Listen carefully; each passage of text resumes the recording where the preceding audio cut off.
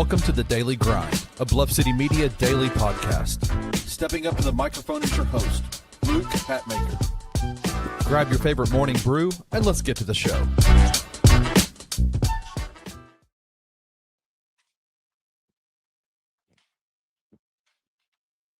Have a holly jolly Christmas. It's the best time of the year. I don't know if there'll be snow, but have a cup of cheer. Yeah, welcome to the Daily Grind. I am your host, Luke Hatmaker. The song just stopped playing. We're good. Okay, I thought I was losing my mind. Welcome to the Daily Grind. I am your host, Luke Hatmaker. Happy Tuesday. We are presented by FanDuel Sportsbook. And you know what? The Grizzlies play today. And when the Grizzlies play, I like to talk basketball with Rusty. How are you, sir? Happy Tuesday. I'm good. Happy Tuesday. It's a bit chilly here. But you know what? I'm doing all right here in the coldest room in the house. Edward, I do know more dances than just from the 40s. It's just hard to do in a little chair here in this little bitty block on your screen. But I am good. You know, Luke, it is holiday season. You're already singing Christmas songs. So I got a Christmas song for you today. Why was E the only letter to get presents from Santa this year? That's because the other letters are not E. Not E, not E. I was late on that Welcome one, but I liked to the it. Daily Grind. Oh, it's funny. I was like, I don't get it. Oh, I get it. Naughty, not E. Naughty. They were naughty. Mhm. Oh, man. They're naughty. Oh, I like it. You know who well, I don't have a good trend. You know who isn't naughty? I don't know. You know who Memphis who Grizzlies. that's right. There you go. You did it. The Grizzlies play basketball tonight, y'all. Yeah, and they play the San Antonio Spurs in San Antonio. Yes, sir. This is going to be, I was trying to think of a good way to sell this match, and it's like, what happens when the alien meets the legend? That's what I'm calling Zach Squatch, is the legend of Zach Edey. I like it. Yeah, you know, like I'm just so excited for this game because as you can tell in the comments, Zach Edey's kind of changed the entire dynamic, the entire way this team plays, as a lot of us And were. just know, if you watched the 2 Bucks Sports Show yesterday, I keep receipts on Zach Edey hate. Yeah, so be careful, all the haters out there. If you watch the 2 Bucks, you know. Yeah, and I mean, like, I would say that Zach Edey being back is showing a little bit in the line here. The Grizzlies are not favored. They are underdogs. Plus 180 is the money line. Minus 215 is what the Spurs are favored on FanDuel. The over-under is 231.5, with the spread being 5 points. I don't know. I like the Grizzlies' chances in this, especially with the way that they have been playing. And no Embiid, no Stephon Castle. Yep. This team's banged up. Unfortunately, Harrison Barnes does play basketball tonight. So I think that's partly why we're a bit of an underdog in this game, is at San Antonio. The last time we played San Antonio, Harrison Barnes gave us work in the fourth quarter.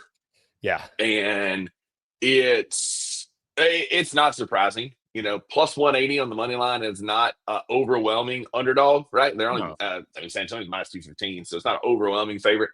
But I do like our chances here. Like you said, Zach Edey's been playing really well. We've gotten a much better effort from Jaren in the fourth quarter. I think this team is kind of figuring it out. We have an engaged Ja Morant from the bench. Jock Landale is a game-time decision. We'll see what happens with that ankle soreness.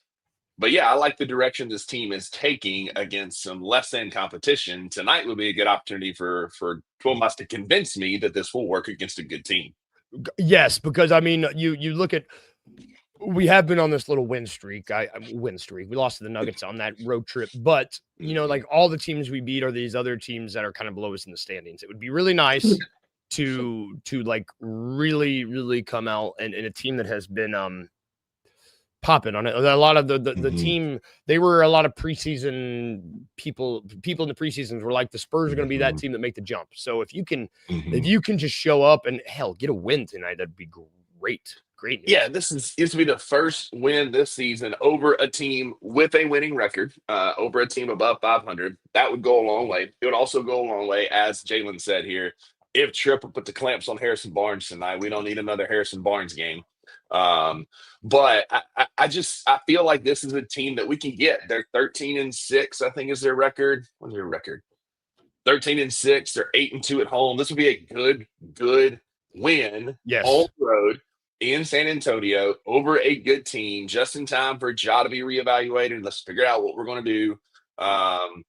Let's get right. We're in the midst of a bunch of get right games. We win this one, we're 2 games away from 500.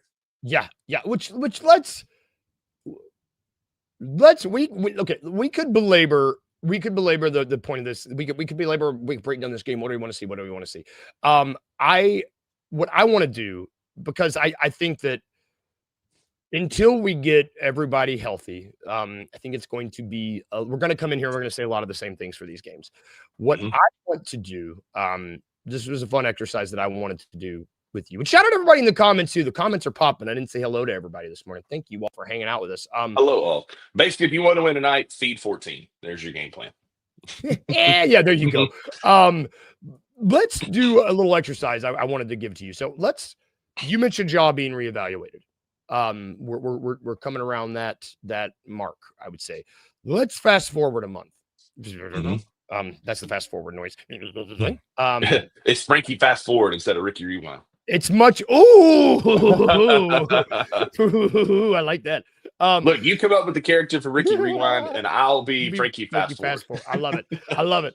So fast forward to a month. Let's say January 1st. It's the start of the new calendar year, 2026. Who's playing? Because right now, and I'm getting all this per cleaning the glass, all these stats. So you've got 1, 2, 3, 4, 5, 6, 7, 8, 9, 10. There are 11 guys right now who are in the rotation. And that's including Ja. That's me including Ja because he's played 200 minutes. You got Edey, Cedric, Vince, Jalen, Jitty, Cam, Santi, Ja, Jaren, KCP, and Jock. Fast forward a month. Ty Jerome's back. Let's say Brandon. Okay, so you're the doctor. Brandon Clark. Is Brandon Clark playing in a month? Probably not, but maybe. Scottie Pippen Jr. Probably not. No. Okay, so we really just have to fit Ty Jerome in here, right? Like figure out where Ty Jerome's going to go. So, what would you do? Because obviously, for me, what makes sense is you just take John Konchar's minutes out. But the big issue for me is because you can you don't play Jitty and you give Cam those minutes. That's fine. The big issue for me is Vince Williams Jr. so far in this resurgence is a plus 11.8 point differential when he's on the court. It's in the 88th percentile per cleaning the glass. That's our third highest on the team behind Edey and Cedric. Cedric's in the 96th percentile. Edey's in the 100th percentile. To me, that's going to be hard to take minutes away from Vince. With him playing like that, that's going to be hard. So in my mind, like Ja is obviously going to start at the point guard. Where does Vince go? You know, like where do these minutes go? Because it's a good problem to have. It's a good problem to have. I'm gonna give credit where credit's due for this take by quoting the man who would say it. In the words of Anthony Sane, free my dog Vince, man. Come on. Yeah. Because Vince needs the minutes, and he's talked about on his show. I can see the path there where it's a Ja, Cedric, Vince, Jaren, Edey starting lineup. Then you got Ty Jerome at the point. You've got KCP. You've got Jalen, and then you've got Santi and Jock with Cam kind of being that free range floater when his minutes come in. He can give you a spark off the bench. He can be a third point guard. He can be another shooting guard. Like Cam Spencer is absolutely earning minutes. I'm not ready to give him 25 a night yet, but if Cam Spencer can give you a solid 16 to 18 where he goes 3 of 5 from 3 in those 18 minutes, buddy, that's a great mark. Yeah. And then eventually I could see that playing into more minutes, but that's kind of what I would like to do. Is start Vince and have Jalen come off the bench. You still got defense, but that takes a little bit of pressure off the Ja as the facilitator. Ja could then run around and be a bit more free motion, where he is very athletic and can lose people in traffic and get opportunities to get that mid range and get to the rim. Notice I did not say Ja to shoot threes. Yeah, most notably. I think I tend to agree. I really like that. Listen, I'm not saying that Jalen has done anything to be moved to the bench, but eventually Jalen, that's going to be his role, is that 3-and-D, like, role player, be it first off the bench, be it like a starter. I mean, I think either one, you could start Jalen or Vince, either one on this team, and you got great defense. You got a guy who gets you a bucket when you absolutely need it. And we are no longer having to, I'm not throwing shade at anybody because he had a great game last night. I'm sure we'll talk about it, but like, we're no longer having to account for two guards who can't guard, right? You got John Moran out there who's not the best defender, but you surround him with either Cedric Howard and then either Vince or Jalen. And that's a pretty strong backcourt defensively. Yeah, I agree. And that still gives you some, what we got? Oh, Kenny. Hello, Kenny. Kenny's got some. That's a solid point. This requires Ja to be engaged, because we've seen Ja pout in the corner when things aren't going his way, when he doesn't have the ball.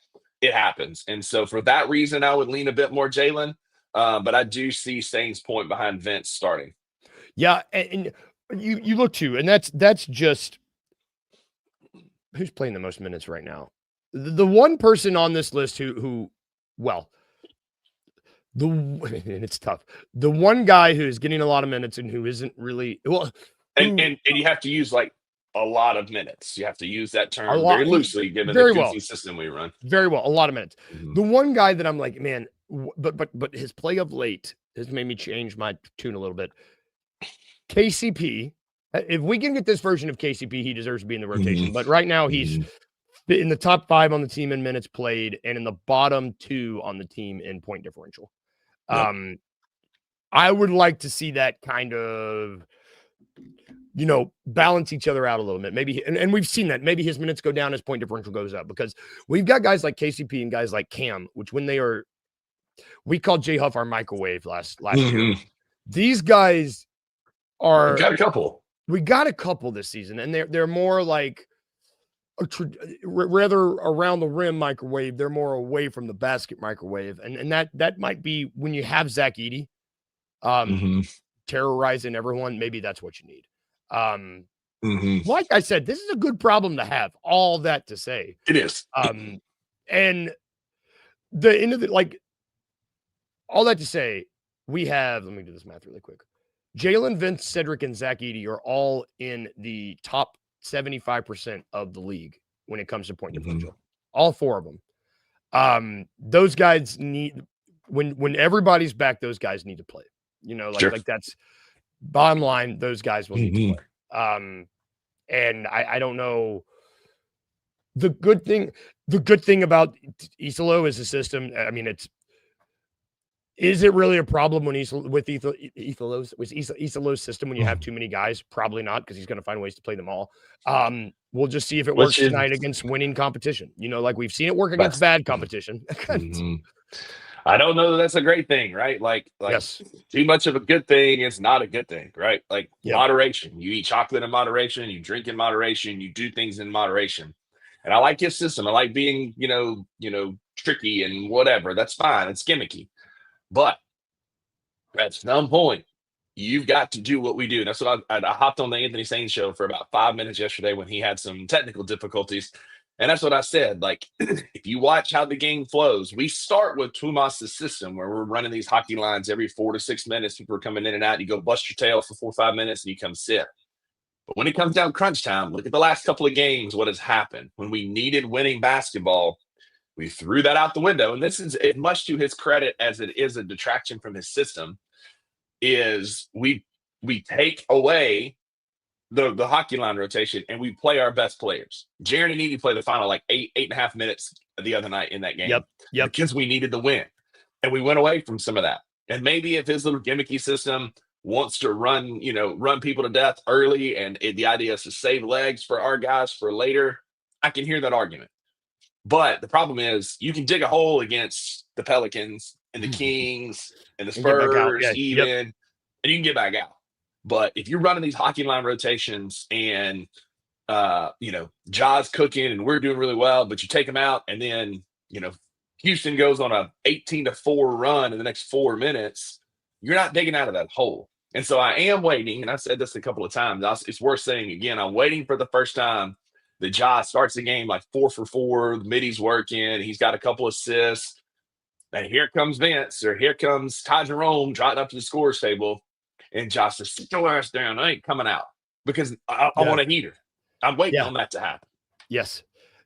And that, well, and like it needs to happen because we've seen it. How many times have we seen it against even in this winning streak? We're at the 4-minute mark of the first quarter. We're subbing, we put in Santi and we put in Jock or whatever, and the other team goes on an immediate 12-0, 9-0, 15-6, like whatever, like an immediate run because you're trying to get guys to get in rhythm when you're constantly doing these little choppy things. Yep. I don't know. I'm still not bought in. Again, it's trending in a positive direction. I appreciate the wins, but we're winning by getting away from the hockey line substitutions late. Yep. And that's probably the last step. Right? Don't hear what I'm not saying. It's not Santi's fault. Don't hear what I'm not saying there. I'm blaming these goofy freaking substitutions. But you know who the Memphis Grizzlies, according to Basketball Reference, the Memphis Grizzlies currently with the most minutes played per game is, or not per game, the most total minutes played. Most minutes per game is Jared at 29.7. But who has the most total minutes for the Memphis Grizzlies? Cedric Cowler. Yep. I was like, I bet it's Cedric, man. Yeah. Cedric has played, he has played out of the entire NBA per Basketball Reference. He is 76 with 569 minutes. Jaren is right behind him at 564. And then Jalen at 554. Santi at 548. I mean, we just need final transformation, man. We're like at that last stage. We're seeing it work. And we've got a stretch of games. I was just pulling up the schedule. Like this next stretch of games until December 17th, you got Spurs, Clippers, Blazers, Jazz, Clippers. Then you get the Timberwolves on the 17th. Get this thing right. Get this thing clicking on all cylinders. And if you win those 5 games, you're heading into the Timberwolves game at Minnesota with a winning record. We're gonna we're the Grizzlies, right? And I'm not wishing bad things, but we're gonna drop a goofy game here. So we will drop one. But if you can go, we're 9-12 right now. Let's say you go 1, 2, 3, 4. You lose to the Clippers 5. Let's say you go 4-1 on this road trip or on this next little stretch. You beat the Spurs, the Clippers at home, Portland, Utah at home. So you lose to the Clippers at LA, just to be a little less biased. Yeah. Push you at 13-13. You're at 500 heading to Minnesota. And if you go to that game 500, there's a real chance that we could have a winning record by the end of the year because you got Minnesota and then Oklahoma City. Yeah, tough back-to-back. Not back-to-back, but tough 2 games. This is Saturday and Monday. But then you're at Utah, home for Milwaukee, at Washington, home for the Sixers to round out the year. And that's a recipe for a winning record if you take care of your business. Yep. And that's what it's going to be. You got to take care of business. You're at that. You've got a really favorable schedule, a really favorable stretch, really favorable. You're playing favorable basketball right now. Take care of business. Keep it up. Keep it up. Like we are streaking the good kind right now. It's not old school. The streak. Not the Streak by Ray Stevens. If you know, know. Ball knowers, true ball knowers know that. You call him the Streak. We got an opportunity to have a winning record by the first of the year. Take care of your business. Use this momentum. Sometimes, if you beat a few bad teams in a row, you can get some momentum that can carry over against a good team. So I love to see that. And Kenny, there was a tradition at Mississippi State that I partook in of streaking across the drill field. That's a story for another day. But there's a path here to a winning record. if you just keep beating the bad teams and let that momentum carry over to the good games. Yep. Carried over to the good games. And there were some okay games last night. Speaking of good games, it's time for the Ricky Rewind, the Daily Grind, Daily Ricky Rewind. There were some, there were some good games. The Pistons beat the Hawks in a boring 90. Yeah, but did you see that play by Cade Cunningham? Dude, like Dyson Daniels picks him up at like 80 feet, and he's just like, hey, take that one little screen, puts him on his hip, and then hits that layup in traffic. Cade Cunningham, I feel better and better and better about my Cade Cunningham MVP. He's so good. I feel better about your Cade Cunningham MVP. He's every game. I'm like, damn, dude. Damn. Oh, God, I love watching him play, man. He's amazing. Cavs beat the Pacers. Wizards beat the Bucks. Wow. Nets beat the Hornets. Heat beat the Clippers. Magic beat the Bulls. Magic are really starting to click. Mavericks beat the Nuggets. A little surprising. Jazz beat the Rockets. And the dadgum Suns, man, beat the Lakers. And I don't know. I just want the draft pick, man. I need them to. They're 13-9. They're too. Listen, we've seen this before. We've seen this story before. Right now, Art's already mentioned it. Dylan Brooks had a good game last night. My guy shot 26 times. Yeah, God. Now, it's the night that Devin Booker went out early after 10 minutes and didn't play anymore. I believe he went down with a little injury, so Dylan Brooks kind of bared the brunt of that. But we know what's going to happen.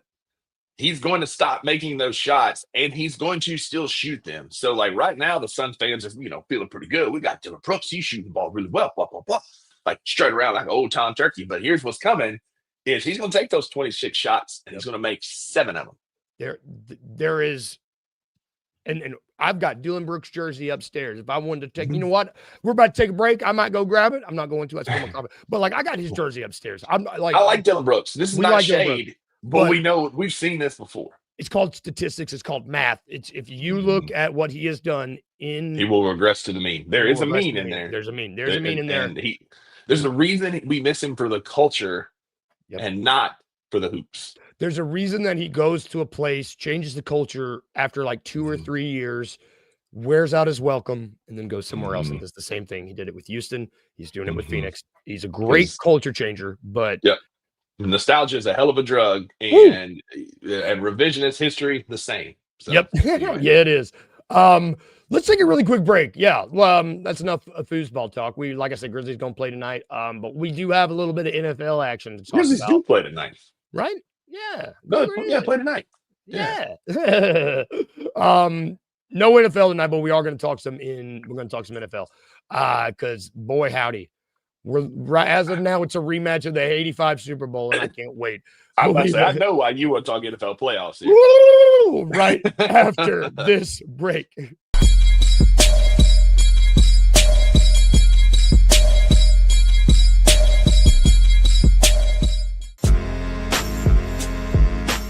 In Memphis, we know a thing or two about resilience. From the grindhouse to the Delta, we protect what's ours. But when pests invade your home, it's time to fight back.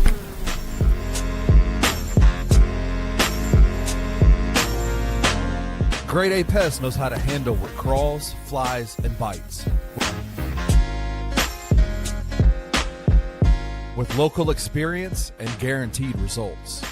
I'm Reggie with Grade A Pest Control. We service the Memphis metro area. That also includes DeSoto and Fayette County as well. Grade A Pest has the entire Mid-South covered. So if bugs and pests put you to the test, let Grade A solve your problem.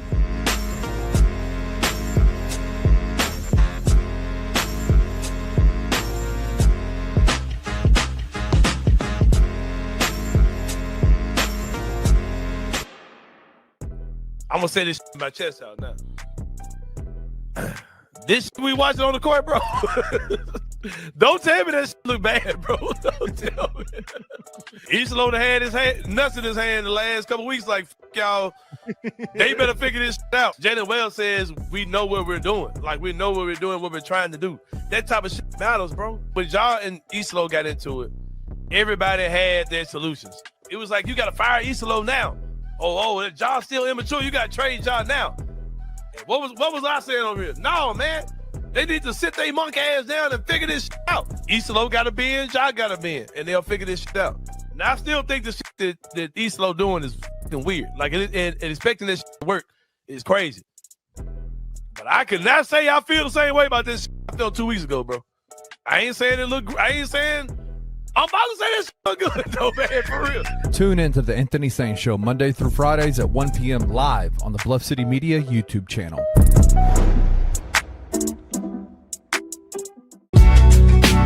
In the heart of the Highland Strip for 27 years, Trilogy Tattoo has helped tell stories for Memphians for generations. Located at 530 South Highland, Richie and his team are waiting to help you tell yours. From tattoos to piercings, your body art should be as unique as you are.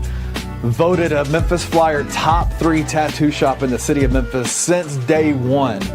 Your story will be safe here at Trilogy Tattoo. Open 7 days a week, Monday through Saturday, 11 to 11, and 3 to 11 on Sundays. They have convenient times waiting on you. Let Trilogy Tattoo help you tell your story.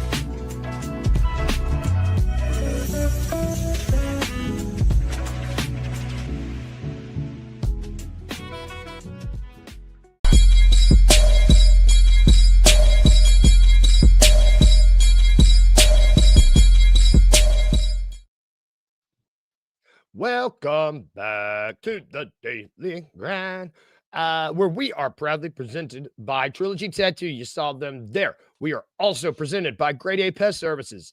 You know what it is. You know, it's like it's cold outside. You got the creepy crawlies. You got the demogorgons coming in. You got to keep them out. So call Grade A Pest Services. They're awesome. We're also presented by Mugshots Bar and Grill. They're great. Great burgers. Yeah. One of the best burgers in the cities if you want to go get some lunch. We're also presented by Grind City Brewing. They're awesome. And we're presented by FanDuel Sportsbook, last but not least. And we will be periodically looking over there as we break down the updated NFL playoff picture, which where's my graphic? Get my graphic up here. We got a little graphic because that's not the graphic I wanted. I wanted this one. There we go. We have an updated playoff picture, NFL, which if you want to zoom into your screen, I don't know if you can see there's a little one right there next to the C and the H and the I, and there's a little bear. That's Chicago. Bear down, baby. That man, where's Edward? Is Edward here? Yeah, Edward, he said big week ahead, Luke. Yeah, Edward, that's the only gloating I'm going to do because trust me, I'm so scared of this weekend. I'm not even going to worry about it. So what's interesting about this other than the Bears being number one? There was a lot that happened this past week. Yeah, I mean, that definitely, as a childhood Bears fan, I'm here for it. I love rooting for Chicago when the Titans are terrible. And so it's cool to see. I stand corrected about Caleb Williams. He's finding ways to win, despite, being worried about chipping his nail polish while he's playing. The most dangerous team on here to me, I'll give you one from each. Okay, yeah, give it to me. The Los Angeles Rams are just playing ungodly football right now. And I think the fact that they've got a good path here. As you can see, they would beat San Francisco and then they would play either Philly or Green Bay, which feels like no offense, Edward, an easier path towards at least towards the NFC Championship game. I like that path for them. Yeah. Matt Stafford, it never ages. He is the ageless wonder. He is absolutely Benjamin Buttons, I guess. Like, he's just getting younger the more he plays. Yeah. That back injury is long behind him. What back injury? Exactly. Devontae Adams is playing great. Kyron Williams has been great in fantasy. Like, that team's good. And on the AFC side, the Colts are dangerous, man. Get right. It depends on what happens with Sauce Gardner. Right, like Sauce is going to be, he had that calf injury that he went out with the other day. their big acquisition this year where they hedged the farm for him. He can be first, healthy. right? He can get right. Yeah, like if he can get healthy and be right, like that Colts team is dangerous. Danny Dimes is still playing really well. Jonathan Taylor is the best player in football. Should be the MVP, but we all know it's a quarterback award, and so it'll go to somebody else. But I would not want to play either the Rams or the Colts in the playoffs. Yeah, I agree with you, man. And the fact that the Colts might even fall out of the playoffs here because they still the Texans are like right out of the playoff picture too. That's nuts to me. I see Indianapolis jumping up to that 3 seed. I really do. I don't see. Yeah, I trust them more than Jacksonville. Trevor Lawrence has been playing above, like kind of out in front of his skis a little bit. Yep.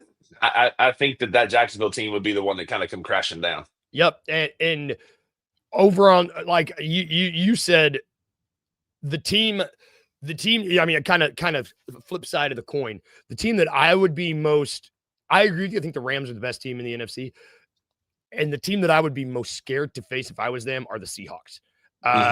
I think the Seahawks are, I think I had their defense I've got their defense in like all my fantasies. They got 40 points in one of them. Like I knew they were going to be good. I think that might be the best position, or that might be the best position group on the NFC. I like that. So that's solid. But if I'm the Rams, I'm like you. I'm like, shoot, give me San Fran, give me Green Bay, give me, like, they know they can beat all those other teams. I don't know. I'm with you. Like, I think the Rams would be a good Super Bowl play. Daniel Jones does have a broken fibula, but I don't know what the doctors are talking about, because they said it's not going to get you worse. Whatever that means. So technically, the fibula is a non-weight bearing bone. It's just attachments for your foot muscles, so it's going to hurt like a mother. But it's not like breaking your tibia where you got to be non-weight bearing and can't run. Also, Sauce Gardner did avoid an Achilles injury. It's just a calf. They're not going to put him on the IR right now. They're going to monitor and see how it goes. Yeah, I forgot about Daniel Jones getting hurt, but he will continue to improve week to week. It felt pretty good today, he said, but you can tell he just doesn't trust it right now. But again, if he can get right, Sauce Gardner avoids major injury, I still stand by my Colts. I think their offense is that. I just think the offense is that. Give the ball to Jonathan Taylor. Yep. And I mean, who else are you going to pick? Maybe Denver, maybe New England, but like Baltimore's not good. I don't trust Denver. Their offense can sputter. Their defense is elite, but their offense can sputter. Justin Herbert, until the Chargers prove it, I'm not going to buy into them. Lamar Jackson has been running at about 60-65% all year. I don't trust him either. Buffalo, like, it's so hot and cold. Like, what Josh Allen, what Buffalo defense are you going to get? You just never know. I mean, really, like, the easy answer is New England has been, killing it all year. Drake May's been so good in the I've been in my Titan group chat last night. Somebody asked the question, like, what would you do to have Braves back coaching this team? And I just said unholy things. Dude, man, he's so good. I mean, guy's a winner. He's just a freaking winner, man. Like, I don't know. Like, the AJ Brown one hurts, but letting Braves walk, like, that is what's going to set us back for years to come. It's bad. I didn't want to bring Vrabel's name up. I'm sorry that I put those. I mean, I can look at what he's doing. He's killing it in New England. He's a tough-minded coach. His team is tough. They rally around him. We had GM and owner malpractice interfering with his team because we don't trade AJ Brown and have to draft Treylon Burke, who had a freaking touchdown on Monday Night Football or Sunday Night Football the other night. Did his best OBJ impression? Yeah, if you don't goof around and have to do that because John Robinson is just is clueless. Then this is a whole different team, and I'm still so freaking salty about that. I don't blame you. I didn't mean to bring up the Titans. That's fine. Shockingly, the Titans are eliminated from the playoff hunt. They're 1-11. Yeah. So you know what? That's this way. A little hint. You don't have to talk about the Titans now because we're going to do our daily dose of It's a Trap. Named after Admiral Akbar. Sponsored by FanDuel. I will give you 3 odds, and you just got to tell me which one's a trap. My guy. Today, looking at this bracket, we will be doing the updated NFL odds to make the playoffs. So, and there's some interesting odds here. Let's look at this. So, and you can feel free to use the bracket if you would like to. I've got my playoff picture right here. I don't have any FanDuel up. FanDuel tab is not open. It is my ESPN playoff machine. All right. Cool. I like this. Okay. So which one of these is a trap to make the playoffs? Is it Chicago Bears minus 355, Baltimore Ravens minus 210, or the Kansas City Chiefs minus 154? Dude, this is interesting. Because we talked about Baltimore. They've had minus odds for a while, and we were just kind of like, I don't get that. But it's because the AFC North is kind of falling apart.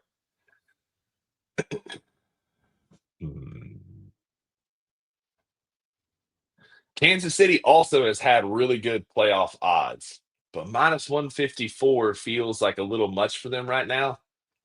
So I'm going to go Chiefs, but probably just barely in the playoffs or plus odds. You are back, baby. You are back. You got the trap right. You got the trap right. You got the trap right. Can't keep the champ down long. No, brother. No, hell just no. a week and a half. Yeah, just a week and a half. And you were on vacation. You just had to get your footing back. You were right. Ravens, Bears still don't have the best odds in the NFC North, which is fine. I don't want to be the favorite. It's fine. The Chargers are the ones who have those minus odds, but just barely. In the AFC West. You hit the nail on the head though with the Kansas City Chiefs being +1. They're right over 106. So if I'm not mistaken, it's because they have one of the easier schedules remaining. I saw something about that the other day on the twitter.com. Somebody was talking about like the Chiefs, like why are their playoff odds so good? And they got like a 50+% chance to win every one of their remaining games. A little bit of a cupcake schedule. So I mean, I think they're only Houston. Oh yeah, because they've got Houston, Houston, the Chargers, the Titans, the Broncos, the Raiders. That's a very favorable schedule, and they get the Broncos at home and the Chargers at home. Yeah, and the Broncos might already have favorable schedule. Broncos might have the division locked up and every. Yeah, God, if the Chiefs sneak into this thing, that'd be frustrating. So frustrating. All right, before we get out of here, and really quick. Listen, I got nothing. We can talk about this all day. We are going to take, for those listening or watching, turn the episode off. If you have not, alert. If you have not watched Stranger Things season 5, we will be spoiling the first episode 1. I'm trying to talk very slowly to give everyone ample opportunity to turn it off. I'm going to wave. Yeah, this is your time. If you've not watched Stranger Things episode 1, turn it off. We'll see y'all tomorrow. Kenny, I cannot be held accountable for your little girl listening to this. I've given you plenty of time. Yeah. This is not my fault if you were still watching the episode or watching this. All right. Bye, Edward.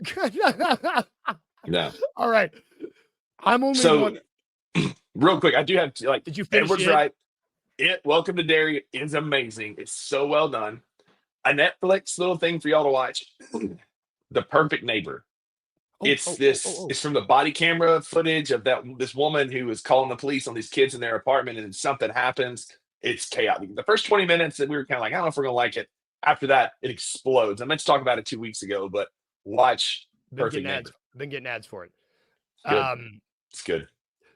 Stranger Things episode 1.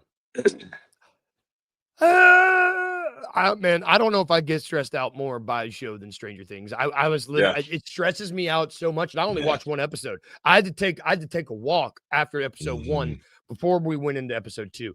What are they doing to my guy Dustin? They need to be nice to my dude Dustin. They're being mean to him.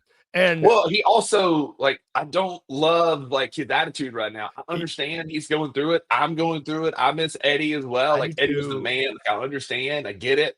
But he's kind of being a turd. He's being a little dick. And I get it. But the first episode ends and you don't know what's happening to him. I don't know where he is.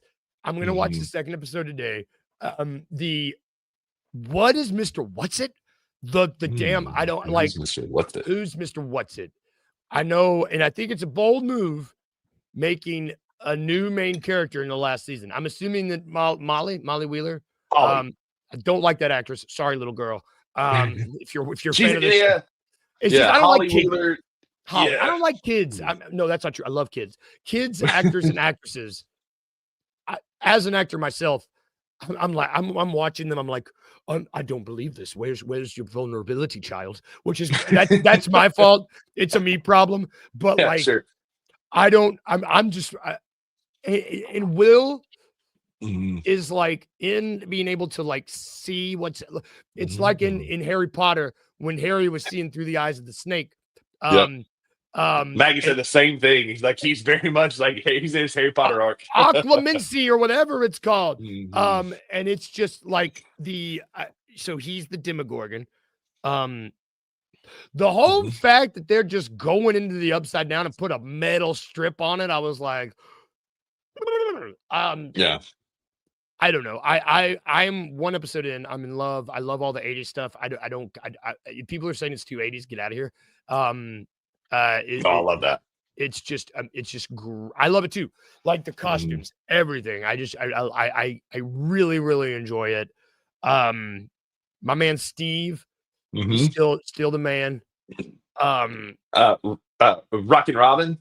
Rockin' Robin. Oh my She's God. awesome. She started awesome. talking, and me and Kyla were like, Robin. We heard her voice, and yeah, Robin's like, Mhm. we loved her when they introduced her in season 3. They Mhm. just kind of made her better and better. Kenny, get Mhm. out of here. They just made Kenny- her better, Kenny better, was- better, better. The 80s were rough for Kenny because he's already out of college in his first job. Like the 80s were like when he was transitioning out of his childhood, so that's why he doesn't like the 80s. Oh God, that got me.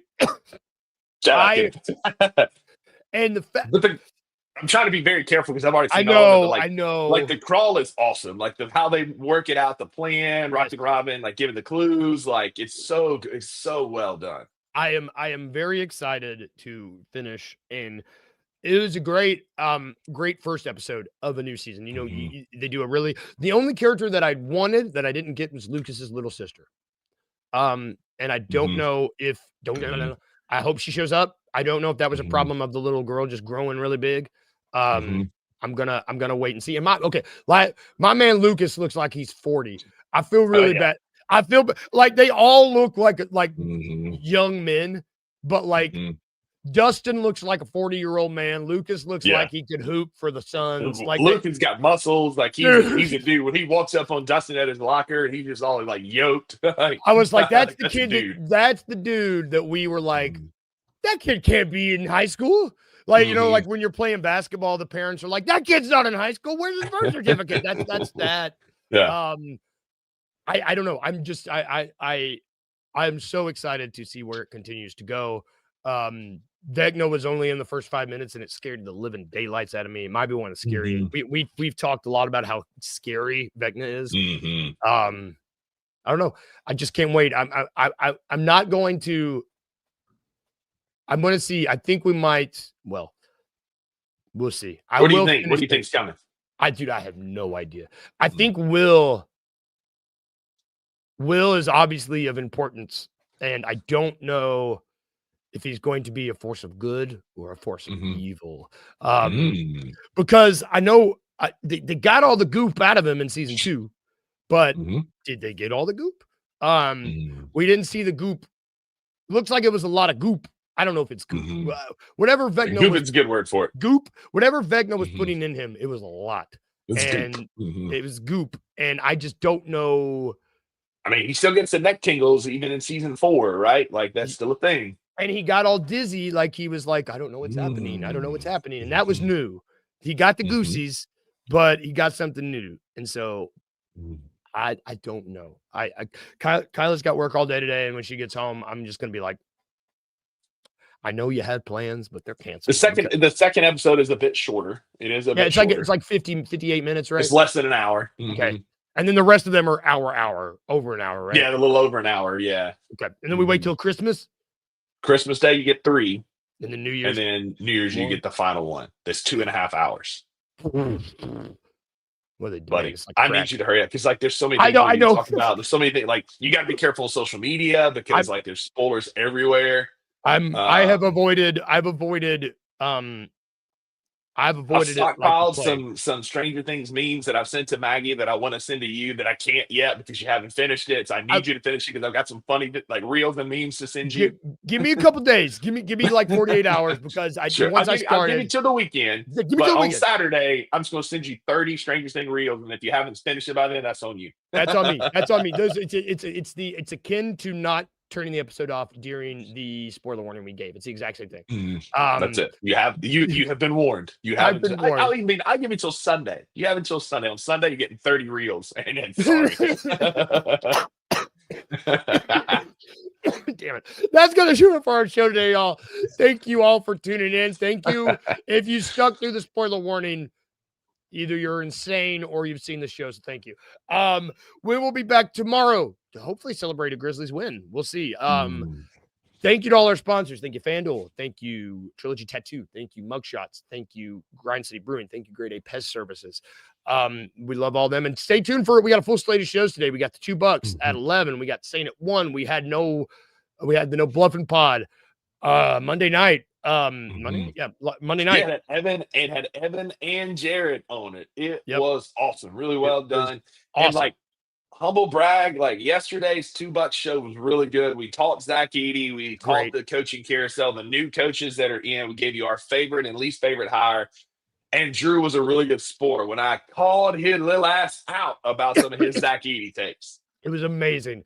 Watch on it the if you Bluff, haven't. yeah. This is new. On the Bluff is now going live. Gabe and Christian will be live on Tuesday nights at 7:00. Tune in. Got a post-game bounce tonight. Got the Anthony Sane show. Got a big day at BCM. You want to see Kenny's old ass with Anthony Sane at 1. And you never know who's going to pop in when Anthony Sane has video troubles. There you go. There you go. And yeah. Thank you, guys. We really love y'all. Have good days today. We will be back tomorrow. If we can leave you with anything like we do, remember 2 things. 1, be a little weird. And 2, remember to smile. Yeah. Bye, guys. Have a great day. We'll see you tomorrow. Thank you for listening to The Daily Grind. If you enjoyed this episode, leave a rating and a review wherever you download your podcasts. Also, like and subscribe to Bluff City Media's YouTube page. We'll see you back here next time.